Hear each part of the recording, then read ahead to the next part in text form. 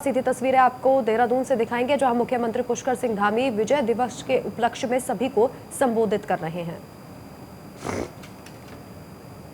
श्री गणेश जोशी जी ने अभी बहुत विस्तार से बताया कि सैन्य धाम का निर्माण का कार्य हमने प्रारंभ कर दिया है।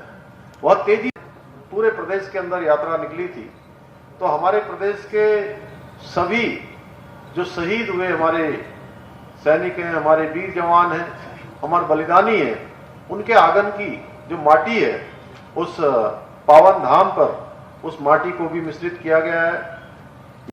यह सैन्य धाम हमारे आने वाली सभी पीढ़ियों के लिए जहां एक स्मरण का कारण तो होगा ही होगा, वही कहीं न कहीं राष्ट्र आराधन के दिव्य प्रेरणा पुंज के रूप में भी यह कार्य करेगा। भाइयों बहनों, सेना में कार्य करना महज एक नौकरी नहीं है, बल्कि यह एक साधना है। और यह आज हमारे बीच में जनरल बिपिन रावत जी नहीं रहे। उन्होंने अपने एक उद्बोधन में कहा था कि ये अनुशासन है, जीवन जीने की पद्धति है, केवल वेतन लेने का माध्यम मात्र नहीं है। और हमारे प्रदेश के वीर जवानों ने इसको चरितार्थ करने का काम किया है। और सबसे बड़ी बात जो सेना के अंदर मुझे दिखाई देती है, मैंने कल सभी जो हमारे प्रदेश के जो वरिष्ठ अधिकारीगण थे उन सब के बीच में मैंने इसका उल्लेख किया। मैं आपको बताना चाहता हूं कि पिछले वर्ष जनरल बिपिन रावत जी ने एक मेरा कार्यक्रम तय किया। उनसे मैंने ही इच्छा प्रकट करी कि मैं एक दिन लैंसडाउन जाना चाहता हूं, एक दिन मैं रानीखेत जाना चाहता हूं। तो उन्होंने मुझे कहा कि आप लैंसडाउन भी जाइए, रानीखेत भी जाइए, लेकिन उससे पहले हम चाहते हैं कि आपके पिताजी ने जहां से अपना करियर शुरू करा, जिस रेजिमेंट में शुरू करा, उस रेजिमेंट में आपको एक बार जाना चाहिए। तो मैंने कहा इससे बढ़िया और क्या हो सकता है, आपने मुझे आप कार्यक्रम बनाइए।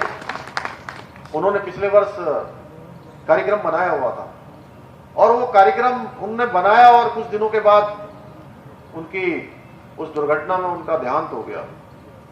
भाइयों बहनों, पिछले साल फिर चुनाव का वक्त आ गया, मैं जा नहीं पाया हूं क्योंकि मेरे पिताजी महार रेजिमेंट में भर्ती हुए थे। वहीं से उन्होंने अपना जीवन प्रारंभ किया था, नौकरी प्रारंभ करी थी। तो उनका सेंटर सागर में। तो पिछले साल चुनाव आ गया, चुनाव के बाद फिर से इस बार फिर से तय हुआ कि मुझे वहां जाना है। तो मैं आपको बताऊं कि इस वर्ष अभी अक्टूबर माह में मैं वहां 2 दिन के लिए गया। 2 दिन के लिए मैं उनके वार मेमोरियल में गया, म्यूजियम में गया, फिर सैनिक सम्मेलन हुआ, फिर जलपान हुआ, रात्रि को सभी के साथ वहीं पर खाना हुआ। और अगले दिन प्रातःकाल से मैं पूरे महार रेजिमेंट सेंटर में लगभग 700-800 एकड़ में होगा तो उनकी जिप्सी में ही जनरल बंसी पोनप्पा साहब, वो दिल्ली से आए हुए थे, उनको विशेष रूप से उसी कार्यक्रम के लिए लगाया गया। और जब मैं प्रातःकाल वहां मॉर्निंग वॉक में गया 6 बजे, तो वहां के जो महार रेजिमेंट सेंटर के एसएम थे सुबेदार मीरा साहब, वो जिम के बाहर खड़े हुए थे। और 2 घंटे बाद फिर से हम जब गए तो तब फिर वहीं खड़े थे। मैंने कहा मैं एसएम साहब से तो अभी मिला था।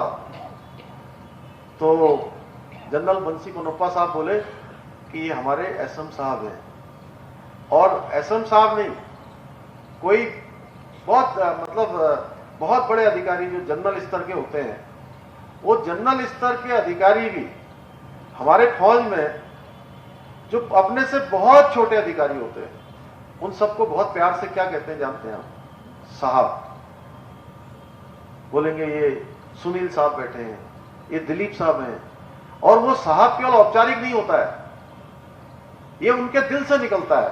तो मैंने कहा कि मैं ये बात, वैसे तो मैं बचपन से सेना के साथ रहा हूं, लेकिन इस बार मैंने वहां जाकर बहुत नजदीक से इस बात को देखा तो मन में, बिल्कुल दिल में ये बात अंदर तक घर कर गई।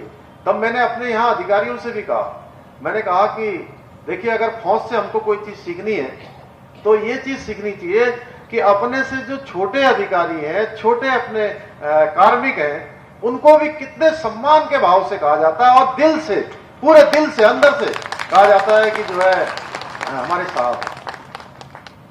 तो मैंने जनरल बंसी पोनप्पा को कहा, मैंने कहा साहब ये हमारे फौज की बड़ी विशेषता है।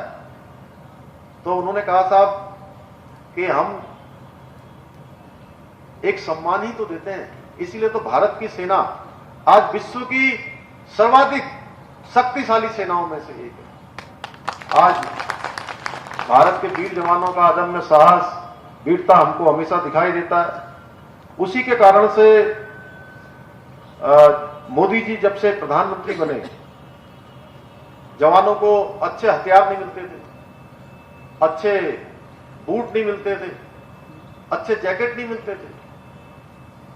और मैंने देखा है कि जो बर्फ में चले जाते थे पहले, सियाचिन में -डिग्री तापमान में, उन सभी के पैरों में थपलियालजी इन्फेक्शन हो जाता था।